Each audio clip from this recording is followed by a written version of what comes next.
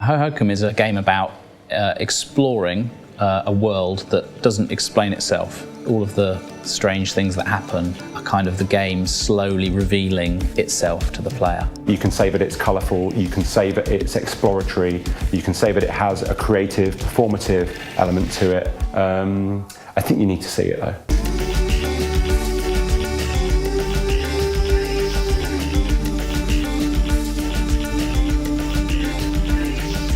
When Dick first sent me that first drawing and said, hey, let's make a game together, I don't think we had any idea that like 6 years later, with a big animation and audio team, we'd still be making this game. It wasn't like, oh, let's make this game about this long, windy character that people ride on. The original idea that inspired Hohokum was just, could we make a video game? It wasn't like this was a game that was the game we've always wanted to make and we had it perfectly realised. It's been a long, strange, meandering journey. Sometimes you don't know, even though it's right in front of your face, you don't know what the best thing is. And then you wake up one day and you're like, it was there all the time. So this is the first piece of Hohokum art that Dick sent me, along with the sort of message, hey, let's make a game together, I've drawn something. We just started to make these prototypes that were very loose, trying to get a sense of what it would feel like to manipulate all of this stuff. The art's evolving and we're trying new things in order to do things like give them more character.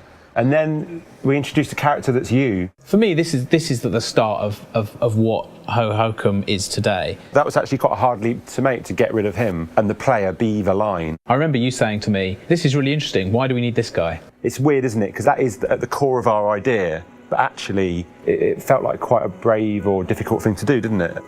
I think some of our older ideas were more video gamey ideas that were kind of fighting against the art and the mood in the game. We really wanted the game to let you go wherever you wanted and move around in the way that you want to move around. And that got us along the path of thinking about these things as real places. So we want it to feel more like a real place than how some video games are, in the sense that you have the freedom to go wherever you want there. It helps you to tune into the fiction of like you're in these places. You know, it reinforces the idea that you're not playing a video game to solve all these tasks. You're just in this place exploring and chilling out. I don't want to suddenly have bits of the game full of things that only make sense in that way that things in a video game make sense because it's a video game. Who cares why these barrels are rolling towards me on fire? It's a video game, it's fine, you know. I like everything in Hohokum to make sense on its own terms. As we've gone on, we've developed a sense of what's going to work, where the two things sit together better. In this prototype, the game at this point is still set in a series of chambers. We were still thinking very much in terms of like what happens in video games. Oh yeah, you have a race and you have to get through the next gate within a certain amount of time. And at the end of the race, the door opened, only the door didn't really go anywhere because it was kind of the end of the level, so it just let you out of the level. This is the epiphany. This is the bit your brother was playing. He won the race, he broke out the level, and then he went, this is the best thing ever, just flying around outside here. That was kind of our epiphany moment of like, hey, it's really fun just to be this thing, just to fly around and have this kind of stunt kite experience of pinging off things and going really fast and wobbling around corners. People ask, what are my objectives? And I find that so telling that that's a thing that it's okay to ask almost, that it's kind of normal in a video game that you have objectives. Like when I pick up a book to read a book, I don't think, what are my objectives? I think I'm going to go wherever this writer's taking me. If I don't like it, I'll stop reading it. Rather than, oh, now I have to absorb all of this like information about what I'm supposed to be doing and figure out how to do it well. It's just like, yeah, just don't worry about it. Chill out. A lot of people are like, oh, great, fantastic.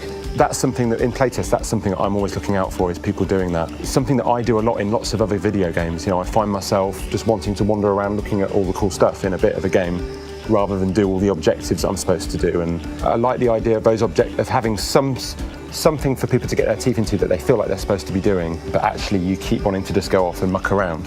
Makes the goofing off feel like more valuable, or in a weird way. I don't think that when you're working on this stuff, you have some kind of grand vision like that to like, oh, we're going to completely reinvent what a video game can be. I think you're just trying to make something that's cool and seeing where they go. Would you agree with that? Yeah, it's going to blow people's minds.